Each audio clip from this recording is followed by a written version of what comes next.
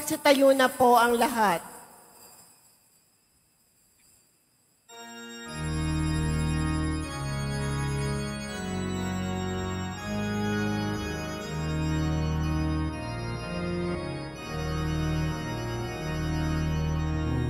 Purihin ninyo ang Panginoon, dakilain ang kaniyang ngalan.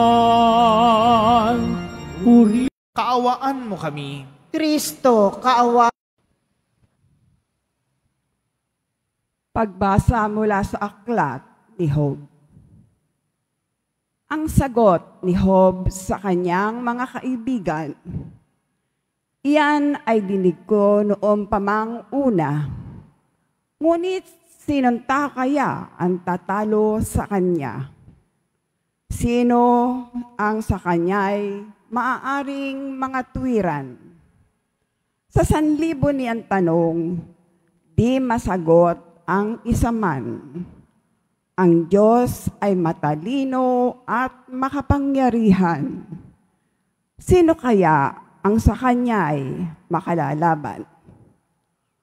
Walang sabi-sabing inyuga yaong bundok. Sa tindim ng kanyang galit, ito'y kanyang dinudurog. Itong sangkalupaan ay kanyang niyayanig. At nauuga niya ang saligan ng daigdig. Napipigil sa pagsikat ang silahis nitong araw at kanyang naitatago ang tala sa kalangitan. Siya lamang ang lumikha sa sangkalangitan at sa bangis nitong dagat, walang ibang makasaway. Ang malaking Dipper at Orion ay siya lamang ang may lalang. Pati na ang Pleiades at mga kumpol na bituin sa timugan. Makapangyarihan niyang gawa ay hindi maunawaan. Ang mga milagrong gawa niya sa dami ay di mabilang. Siya ay nagdaraan, ngunit di ko namamalas. Siya ay hindi ko makita, bagamanat naglalakad. Ano man ang gawin niya, ay walang makahahadlang, ni makapagtatanong, bakit mo ginawa yan? Anong aking isasagot sa kanyang katanungan?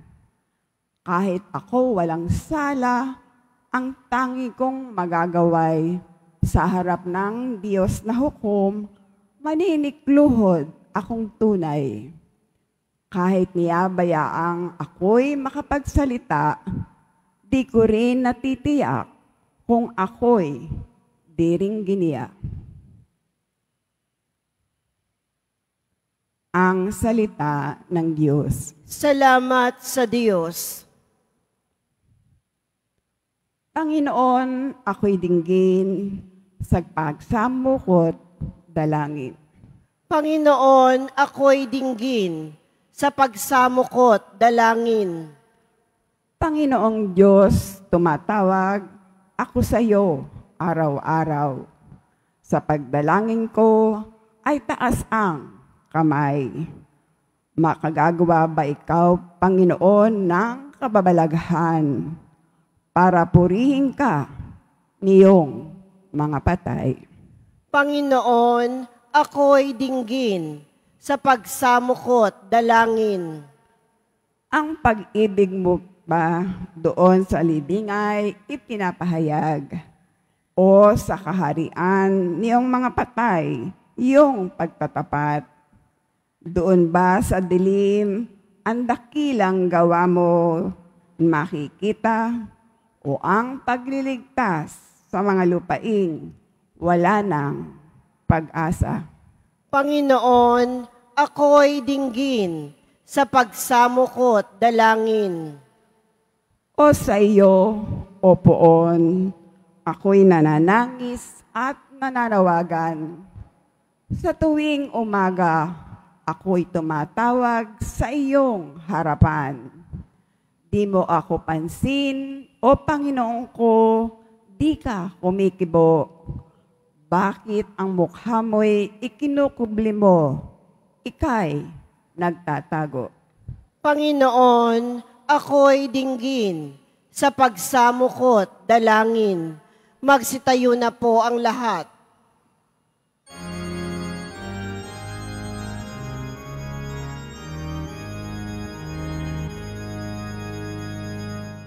Hallelujah, Hallelujah,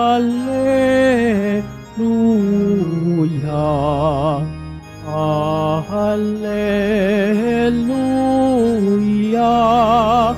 Hallelujah.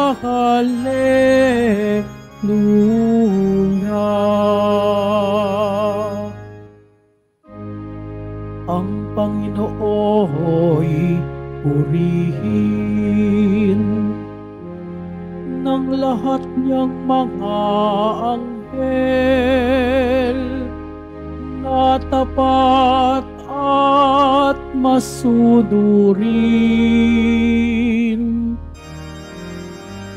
Hallelujah,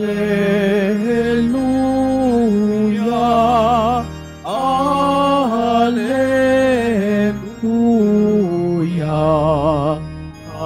Hallelujah, Hallelujah.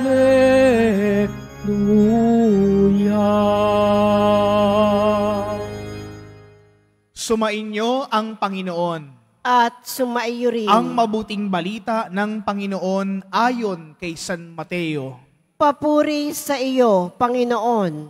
Noong panahong iyon, sandaling iyon, lumapit kay Jesus ang mga alagad at nagtanong, sino po ang pinakadakila sa kaharian ng langit? Tinawag ni Jesus ang isang bata, pinatayo sa harapan nila at sinabi, tandaan niyo ito, kapag hindi kayo nagbago at tumulad sa mga bata, hinding-hindi kayo mapapabilang sa pinaghaharian ng Diyos. Ang sino mang nagpapakababa na gaya ng batang ito ay siyang pinakadakila sa mga pinaghaharian ng Diyos. Ang sino mang tumatanggap sa isang batang ganito dahil sa akin, ako ang kanyang tinatanggap. Ingatan ninyo na huwag hamakin ang isa sa mga maliit na ito. Sinasabi ko sa inyo, sa langit, ang kanilang mga anghel ay laging nasa harapan ng aking Ama. Mga kapatid, ang mabuting balita ng Panginoon.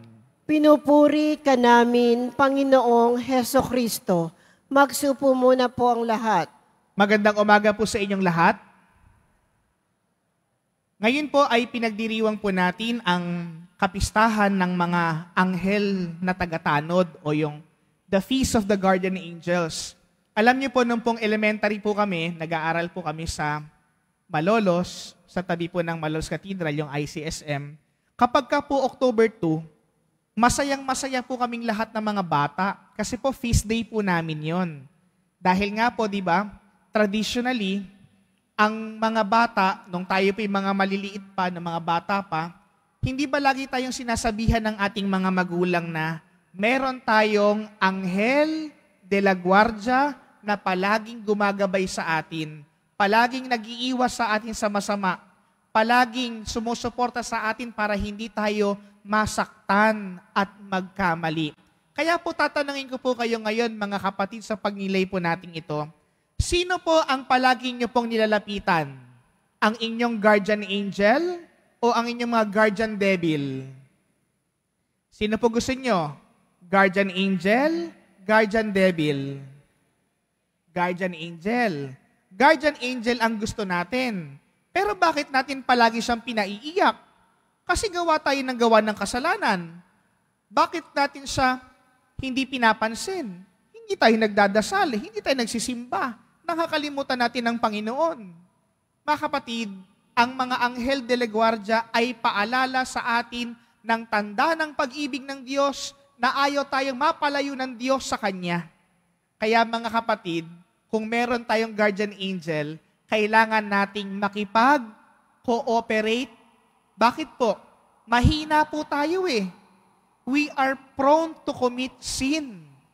At kahit po tayo mahina, hindi tayo pinabayaan ng Diyos. Pinadala niya ang kanyang mga anghel upang tayo gabayan, upang tayo protektahan, upang tayo dalhin sa tamang landas ng ating buhay. Kaya nga po mga kapatid, hindi ba? Sa mabuting balitang napakinggan po natin, tinanong po ng mga alagad, sino po ang pinakadakila? Tinanong niya sa kanyang mga alagad, sino ang pinakadakila sa harap ng Diyos o sa kaharian ng Diyos? Ano po ang ginamit ni Jesus na halimbawa? Kinuha niya ang isang maliit na bata at sinabing, ang sino mang tumatanggap sa mga maliliit na ito ay tumatanggap sa akin.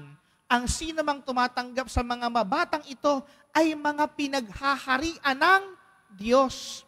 Para po maintindihan po natin ang konteksto ng mabuting balita, dumating kasi sa punto mga kapatid, ang mga alagad, ang mga taong simbahan, ang mga sinaunang Kristiyano, naging mataas sila. Para bang sila na'y magaling, sila na'y mahusay, nakalimutan nilang humingi ng tulong sa Diyos. Kasi po, they are entitled of everything. And because of that entitlement, mga kapatid, nakalimutan nila na sila'y mahina, na sila'y nagkakasala, na kailangan nila ng Diyos para sila'y gabayan at protektahan. Kaya po, ito po'y paalala, hindi lang sa mga sinaunang Kristiyano, kundi sa ating lahat. Paalala ng kababaang loob ng Diyos, paalala ng pagiging mababa ng tao. Kaya po, tinuturo po sa atin ngayong kapistahan po ng mga guardian angels, bakit natin kailangan ng paggabay ng Diyos at paggabay ng mga anghel? Kasi dapat po tayong magpakumbaba dahil tayo walang-wala kung wala ang Diyos sa ating buhay. Kung wala ang mga anghel na ito, wala din po tayo. Dahil ang mga anghel na ito na sinugo sa atin ng Diyos, ibinilin tayo upang tayo'y makaiwas sa pagkakasala, makaiwas sa paggawa ng mali, at lalo nating dadakilain, walang iba, hindi ang ating sarili, hindi ang mga taong iniidolo natin, kundi ang Diyos na lubhang dakila. Kailan ka po huling nagdasal sa Diyos? Kailan ka huling humingi ng tulong sa iyong guardian angel? Baka mamaya, yung sagot sa dasal mo, yung sagot sa hinihingi mo, nasa tabi mo na, nasa guardian angel mo lang pala. Hindi mo lang binubuksan ang iyong puso't mga mata. Mga kapatid, ito po ang mabuting balita ng ating Panginoong Kristo. Ito po ang panawagan sa atin ng inang simbahan. Maging mababang loob tayo. Maging katulad tayo ng mga bata na walang inaasahan kundi ang pag-ibig ng Diyos. So pagkapatuloy po ng ating banal na pagdiriwang na ito, sa ating pagtanggap ng banal na Eucharistia, nawa ang mga banal na anghel ay maging paalala sa atin na mahal tayo ng Diyos, na ginagabayan tayo ng Diyos, na makapangyarihan ang Diyos sa ating buhay. Sa ngalan ng Ama, ng Anak, at ng Espiritu Santo. Magsitayo na po ang lahat.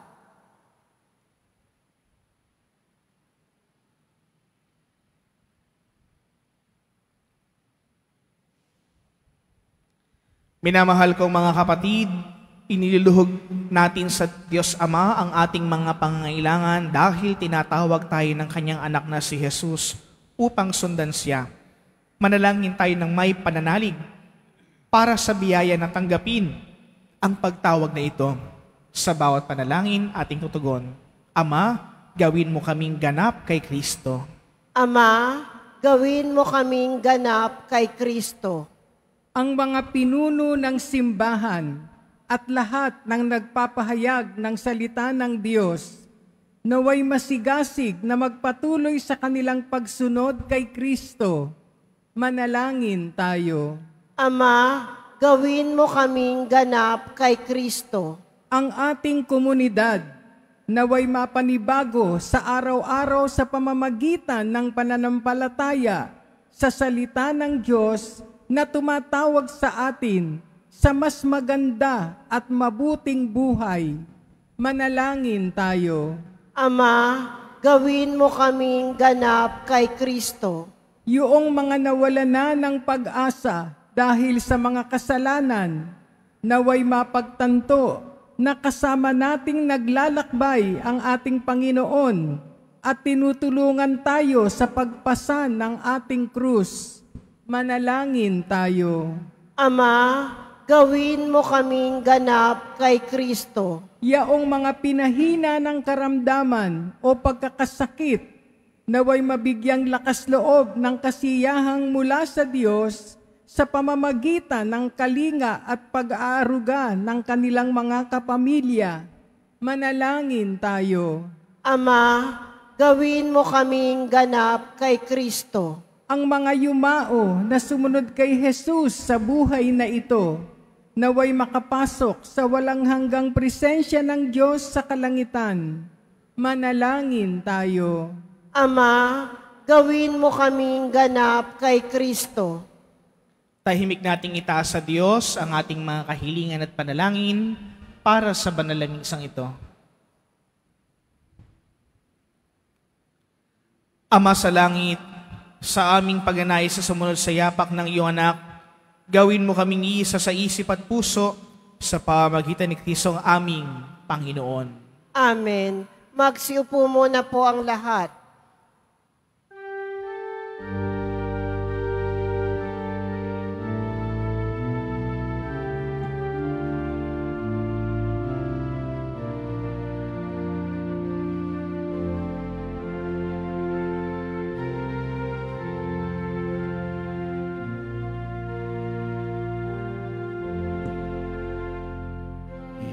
Itong tinapay at alak na mula sa'yo, muling ihahain sa kabutihan mo.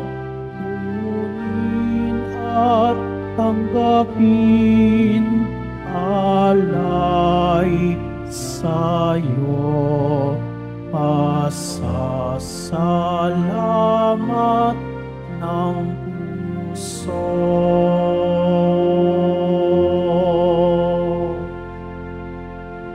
Magsitayo na po ang lahat. Manalangin kayo mga kapatid upang itong paghahain natin ay kalugdan ng Diyos amang makapangyarihan.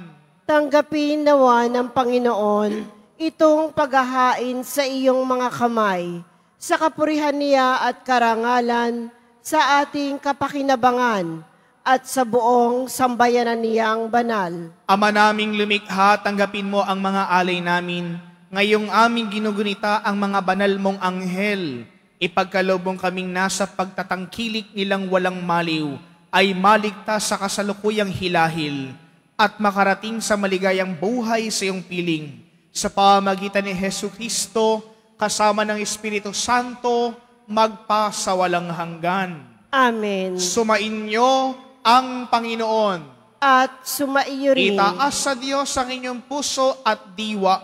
Itinaas na namin sa Panginoon. Pasalamatan natin ang Panginoong ating Diyos. Marapat na siya ay pasalamatan. Ama naming makapangyarihan, tunay ngang marapat na kay aming pasalamatan. Sa harap ng kadakilaan mo sa lupa't langit, ang mga anghel at arkanghel ay di mapagkawalang imik. Ikaw ang kanilang inaawitan at pinaglilingkuran, sapagkat sa pamamagitan ng iyong anak na mahal, tinuturing nilang pinakamataas na karangalan ang magpuri sa iyo bilang layunin ng pag-iral. Kaya kaisa ng mga anghel na nagsisiawit ng papuri sa iyo ng walang humpay sa kalangitan, kami nagbubunyi sa iyong kadakilaan. Santo, Santo, Santo, Panginoong Diyos ng mga hukbo, napupuno ang langit at lupa ng kadakilaan mo. O sana sa kaitaasan, Pinagpala ang naparirito sa ngalan ng Panginoon. O sana sa kaitaasan, magsiluhod po ang lahat. Ama naming banal, ikaw ang bukal ng tanang kabanalan. Kaya sa pamagitan ng iyong Espiritu, gawin mong banal ang mga kaloob na ito upang para sa amin maging katawan at dugo ng aming Panginoong Hesukristo. Bago niya pinagtiis ang kusang loob na maging handog, hinawakan niya ang tinapay. Pinasalamatan kaniya. Pinaghati-hati niya iyon. Iniabot sa kanyang mga alagad at sinabi, "Tanggapin ninyong lahat ito at kanin. Ito ang aking katawan na ihahandog para sa inyo."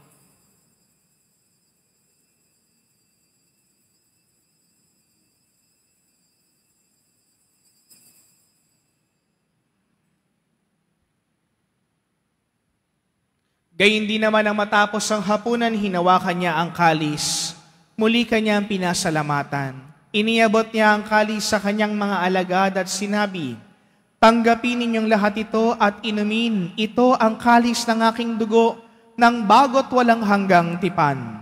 Ang aking dugo na ibubuhos para sa inyo at para sa lahat sa ikapagpapatawad ng mga kasalanan.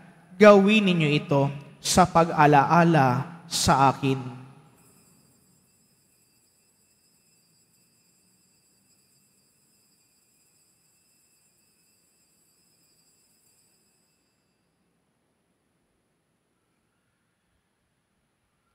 Magsitayo na po ang lahat.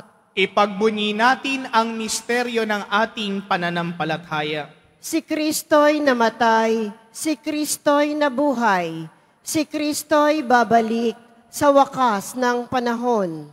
Ama, ginagawa namin ngayon ang pag-alaala sa pagkamatay at muling pagkabuhay ng iyong anak. Kaya't inialay namin sa iyo ang tinapay na nagbibigay buhay at ang kalis na nagkakaloob ng kaligtasan.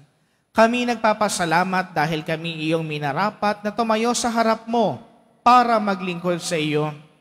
Isinasamo po namin na kami magsasalo-salo sa katawan at dugo ni Kristo ay mabuklod sa pagkakaisa sa pamamagitan ng Espiritu Santo.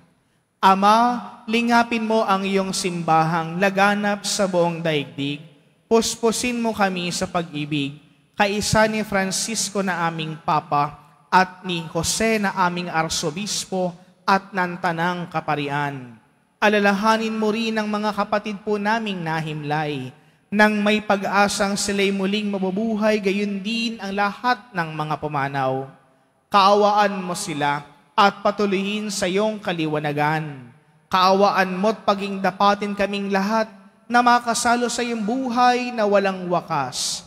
Kaisa ng mahal na Birheng Maria na ina ng Diyos, ng kabiyak ng puso niyang sa San Jose, kaisa ng mga apostol at ang lahat ng mga banal na namuhay dito sa daigdig ng kalugod-lugod sa iyo, maipagdiwang nawa namin ang pagpupuri sa ikararangal mo sa pamamagitan ng iyong anak na aming Panginoong Hesukristo. Sa pamamagitan ni Kristo, kasama niya at sa Kanya, ang lahat ng parangal at papuri sa iyo, Diyos Amang makapangyarihan, kasama ng Espiritu Santo, magpasa walang hanggan. Amen. Sa tagubili ng mga nakakagaling na utos at turo ni Jesus, Panginoon natin at Diyos, ipahayag po natin ng lakas loob. Ama namin, sumasalangit ka, sambahin ang ngalan mo, mapasa amin ang kaharian mo, sundin ang loob mo dito sa lupa para nang sa langit.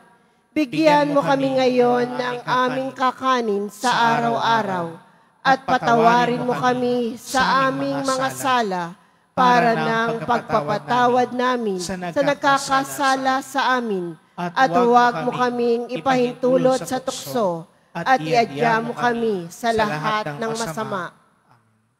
Hinihiling namin na kami iadya sa lahat ng masama, pagkalooban ng kapayapaan araw-araw, iligtas sa kasalanan at ilayo sa lahat ng kapahamakan. Samantalang aming pinananabikan ang dakilang araw ng pagpapahayag ng tagapagligtas naming si Hesu Kristo.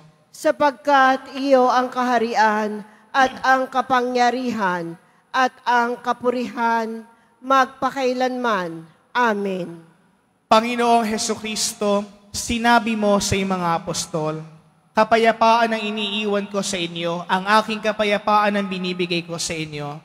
Tunghayan mo ang aming pananampalataya at huwag ang aming mga pagkakasala. Pagkalooban mo kami ng kapayapaan at pagkakaisa ayon sa iyong kalooban, kasama ng Espiritu Santo, magpasawalang hanggan. Amen. Ang kapayapaan ng Panginoon ay lagi nawang sumainyo. At sumaiyo rin. Magbigayan kayo ng kapayapaan sa bawat isa.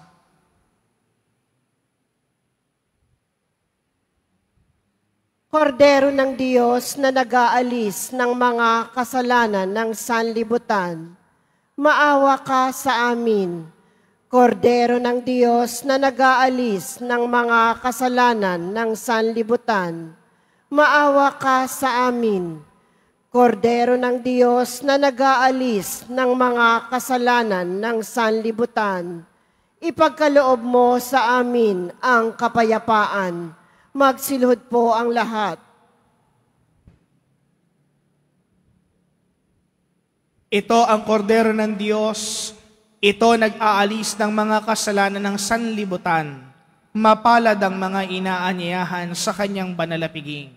Panginoon, hindi ako karapat-dapat na magpatuloy sa iyo, ngunit sa isang salita mo lamang ay gagaling na ako. Ipagsanggalang nawa tayo ng katawan at dugo ni Kristo hanggang sa buhay na walang hanggan.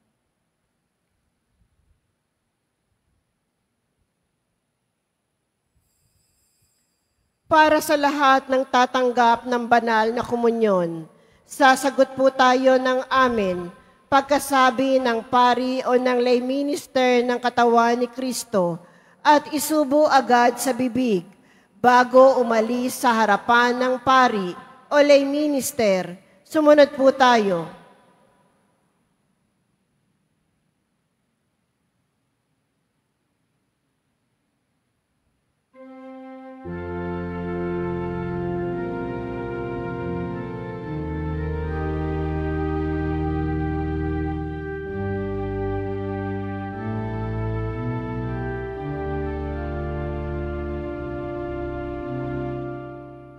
Saan ako tutungo?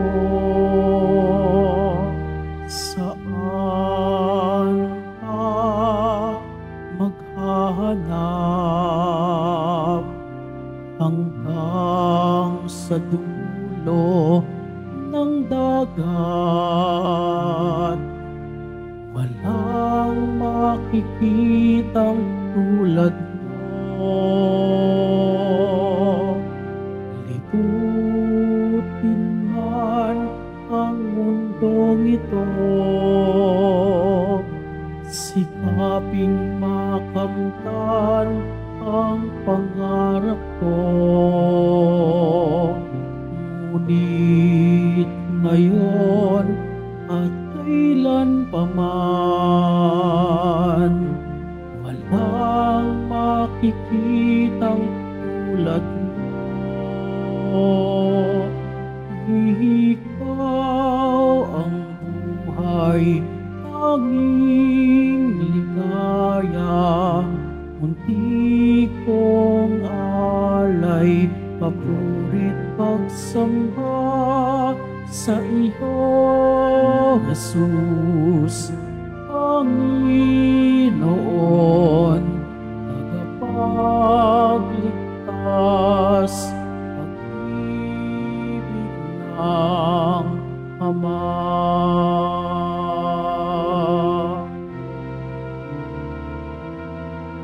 Ikaw ang buhay, tanging ligaya.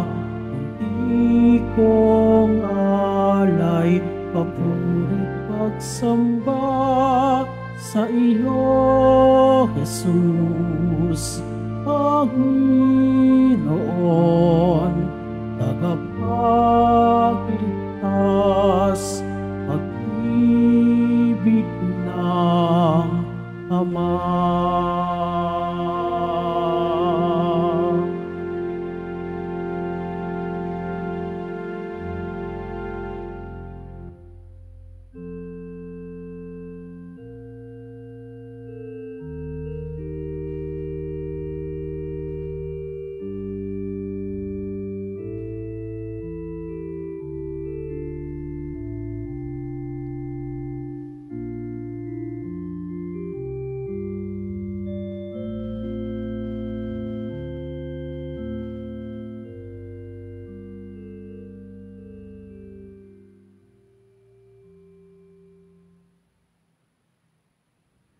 Announcement. Ang lahat po ay inaanyayahan, lalo na ang mga may sakit o may karamdaman sa ating Healing Mass and Service. Bukas, October 3, 2024, Huwebes, sa ganap na ika-6 ng gabi. Makiisa po tayo. Muling inihahandog ng ating simbahan ang Nazareno Medalyon. Mabibili po ito sa ating Paris Finance Office. Ito po ay nagkakahalaga ng 25 pesos. Ang malilikom po ay gagamitin sa pagsasaayos ng electrical system ng ating simbahan. Inaanyayahan namin ang mga debotong nasa larangan ng edukasyon. Kung ikaw ay nasa edad 25 hanggang 50 at hindi kasalukuyang miyembro ng anumang church ministry o organization, iniimbitahan namin kayo sa isang faith sharing at fellowship. Dito, pagninilayan natin kung sino si Jesus Nazareno sa ating buhay.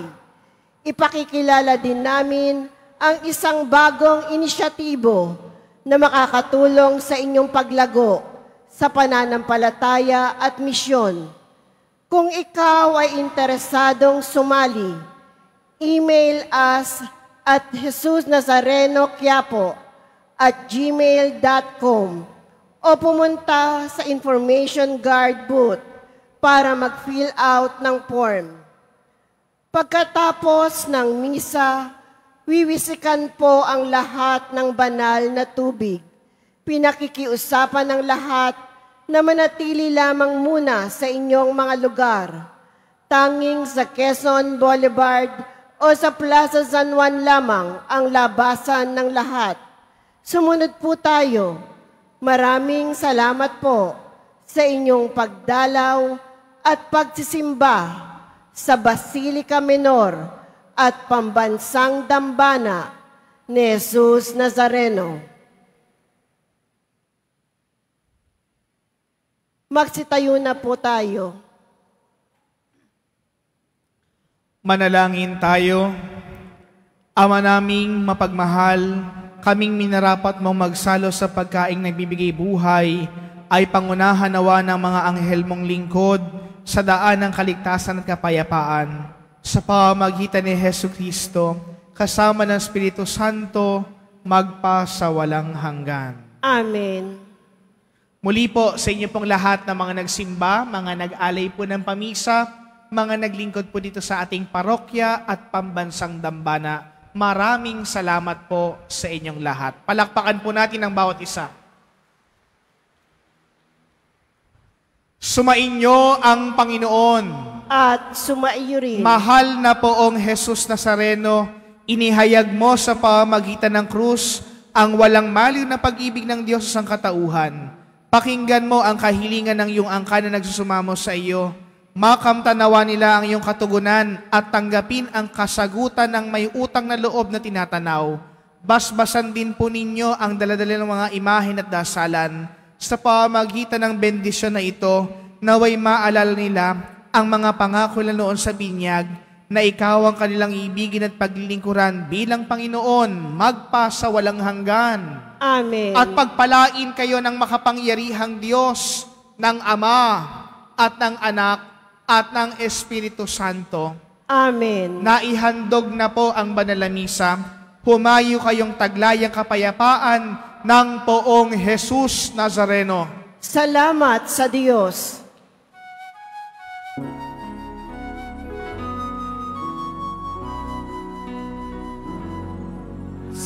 Padre Jesus Nazareno, sinasamba ka namin.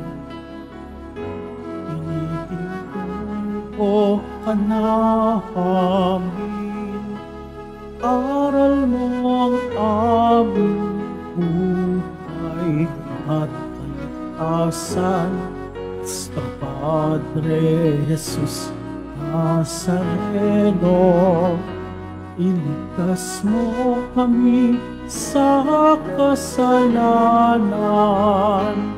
Ang krus mong pinamatayan ay sagisag ng aming kaligtasan. Nuestro Padre Jesus Nazareno, dinarangal ka namin.